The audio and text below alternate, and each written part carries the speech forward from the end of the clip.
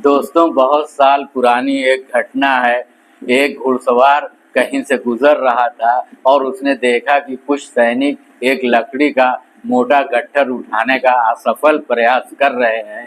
तो और उसने ये भी देखा कि उनका नायक दूर खड़ा उन्हें देख रहा है।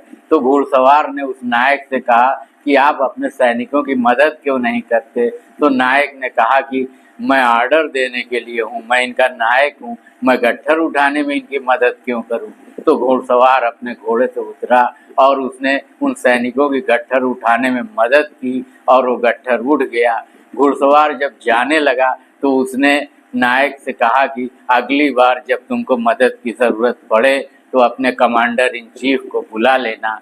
जब वो घुड़सवार चला गया तो उस नायक को और उन सैनिकों को पता चला कि वो घुड़सवार कोई और नहीं, जॉर्ज वाशिंगटन थे। जॉर्ज वाशिंगटन थे। दोस्तों, इस कहानी का संदेश साफ है कि सफलता और विनम्रता हाथ में हाथ डालकर चलती हैं। सफलता और विनम्रता एक दूसरे की सहेलियां हैं। एक के बिना दूसरे को प्राप्त नहीं किया जा सकता। यानी अगर आप सफल होना चाहते हैं तो आपको विनम्र बनना पड़ेगा। दोस्तों, रामायण का एक प्रसंग है। अंत में जब रावण अपनी आखिरी सांसें गिन रहा था तो युद्ध भूमि में श्री राम जी ने लक्ष्मण से कहा कि वो बहुत विद्वान है, जाओ उससे कुछ सीख लो, उसका अंतिम समय है, जो भी बोलेगा सच बोलेगा। तो लक्ष्मण जी गए और रावण के पास बैठकर पूछा तो रावण कुछ नहीं बोला। तो लौट कर आए और श्री राम जी से कहा कि भैया वो तो कुछ बोल ही नहीं रहा है, चुप है। तो श्री राम जी ने कहा कि अनुज, तुमने किधर बैठकर प्रश्न किया था, सिराने या चरणों में। तो श्री लक्ष्मण जी ने कहा कि उसके सिराने बैठकर। तो श्री राम जी ने कहा कि गुरु के हमेशा चरण में बैठकर ज्ञान प्राप्त किया जाता है, जाओ उसके चरणों में बैठकर पूछो। इस बार लक्ष्मण जी गए और रावण के चरणों के पास बैठकर पूछा कि भैया बता रहे हैं कि आप बहुत ज्ञानी हैं, आप बहुत शक्तिशाली हैं और अंतिम समय में आप सच ही बोलेंगे, इसलिए कुछ मुझे सिखा दीजिए ऐसी बात। तो रावण ने कहा कि मैं तुम्हारे भैया से शक्ति में अधिक था, मुझे देवी का वरदान था, मेरी लंका सोने की थी, मैं बहुत विद्वान था, सब कुछ था, लेकिन तुम्हारे भैया से मैं पराजित हो गया। उसका एक ही कारण था कि मुझे अहंकार हो गया था। इसलिए लक्ष्मण, कभी अहंकार मत करना, अहंकार पराजय का कारण बनता है। चाहे आपके पास कितनी भी शक्ति हो, चाहे आपके पास कोई भी वरदान हो, चाहे आपके पास कितनी भी दौलत हो, चाहे आपके पास कितनी शोहरत हो, लेकिन अगर आपने अहंकार किया तो आपका पतन निश्चित है, आपकी पराजय निश्चित है, आपकी असफलता निश्चित है। इसलिए लक्ष्मण, कभी अहंकार मत करना, यही मेरी अंतिम सीख है। और उसी के बाद रावण के प्राण पखेरु उड़ गए। दोस्तों, इस कहानी से भी, इस घटना से, रामायण के इस प्रसंग से भी ये सिद्ध होता है कि विनम्रता कितनी बड़ी चीज है। बिना विनम्रता के सफलता नहीं मिलती, बिना विनम्रता के आदमी आसमान की बुलंदियों पर नहीं जाता, बिना विनम्रता के शक्ति भी बेकार है, दौलत भी चली जाती है, शोहरत भी चली जाती है। क्योंकि बिना विनम्रता के प्रतिभा हो, दौलत हो, शोहरत हो, सब कुछ अहंकार बन जाता है और अहंकार मनुष्य के पतन का कारण बनता है।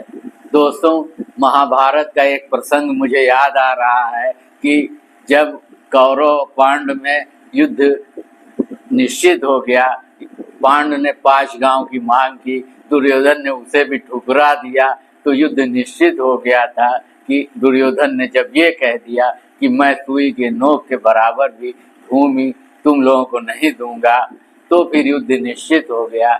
जब युद्ध निश्चित हो गया तो सबसे बड़ा सवाल ये खड़ा हुआ कि श्री कृष्ण किसकी तरफ रहेंगे। वो तो दोनों के वैसे ही सखा थे। अब प्रश्न आया, तो इस प्रश्न का उत्तर दिया श्री कृष्ण ने और कहा कि एक तरफ मैं रहूंगा, एक तरफ मेरी 1 लाख की सेना रहेगी, और जिसको जो चुनना हो वो चुन ले। तो दुर्योधन तुरंत आगे बढ़ा और उसने कहा, मैं आपको लेकर क्या करूंगा, एक व्यक्ति को लेकर क्या करूंगा, मुझे आपकी 1 लाख की सेना चाहिए। तो श्री कृष्ण मुस्कुराए और उन्होंने कहा, चलो दिया, 1 लाख की सेना दे दी। दोस्तों, लोग कहते हैं कि जब श्री कृष्ण ने युद्ध भूमि में अर्जुन को जो गीता का उपदेश दिया, उसके बाद जो है अर्जुन ने युद्ध किया और महाभारत में पांडव को विजय मिली।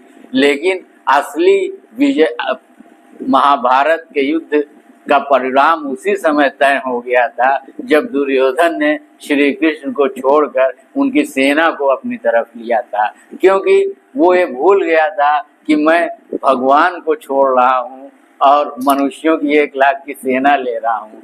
भगवान को ही जब छोड़ दिया तो वहीं पर युद्ध तय हो गया। ये दुर्योधन का अहंकार था, अहंकार ने उसकी आंखों पर जाले बुन दिए थे और उसे भगवान भी नहीं दिख रहे थे। और वही हुआ कि अगर श्री अर्जुन अस्त्र शस्त्र रख देते और श्री कृष्ण दुर्योधन की तरफ होते तो अर्जुन को वो उपदेश कौन देता जो जिसको गीता कहा जाता है। गीता में अर्जुन को दिए गए उपदेश हैं जो श्री कृष्ण ने दिए। उसके बाद ही अर्जुन इस बात पे तैयार हुए कि वो अपनों से युद्ध करेंगे। सामने पितामह भीष्म है, सारे वंश के लोग हैं और उन पर बाढ़ चलाएंगे। तो वो तभी तैयार हुए जब श्री कृष्ण ने उन्हें उपदेश दिया। और अगर श्री कृष्ण दुर्योधन की तरफ होते और 1 लाख की सेना पांडव की तरफ होती तो पांडव तो युद्ध हार ही जाते, क्योंकि श्री कृष्ण निराश हो चुके थे, गांडीव रख दिया था और कह दिया था कि मैं अपनों पर वार नहीं कर सकता हूँ। तो दोस्तों, महाभारत में भी कौरवों की हार दुर्योधन के अहंकार के कारण हुई है और कुछ नहीं, दुर्योधन का वो अहंकार था। इस तरह जहाँ जब भी हम इतिहास के झरोके से जो भी प्रसंग उठाते हैं वहीं से हमें ये पता चलता है, वहीं से हमें ये ज्ञापित हो जाता है कि शक्ति जो है विनम्रता के बिना अहंकार बन जाती है, प्रतिभा विनम्रता के बिना अहंकार बन जाती है, दौलत जो है वो विनम्रता के बिना अहंकार बन जाती है, मनुष्य का आत्मविश्वास जो है वो विनम्रता के बिना अहंकार बन जाता है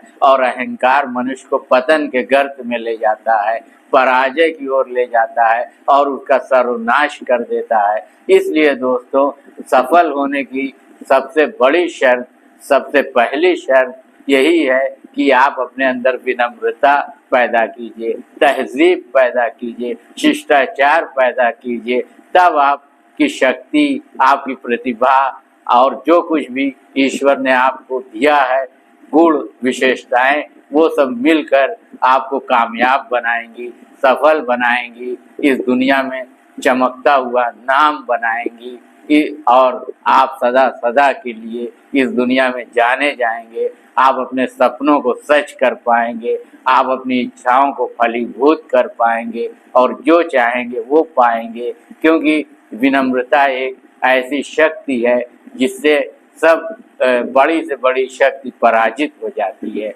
दोस्तों, आज का वीडियो आपको कैसा लगा ये कमेंट सेक्शन में ज़रूर बताइए और अगर चैनल पर नए हैं तो प्लीज़ चैनल को सब्सक्राइब करिए ताकि मेरे आने वाले वीडियो के नोटिफिकेशंस आपको मिलते रहें। और इस वीडियो को लाइक करिए, शेयर करिए। दोस्तों, नमस्कार।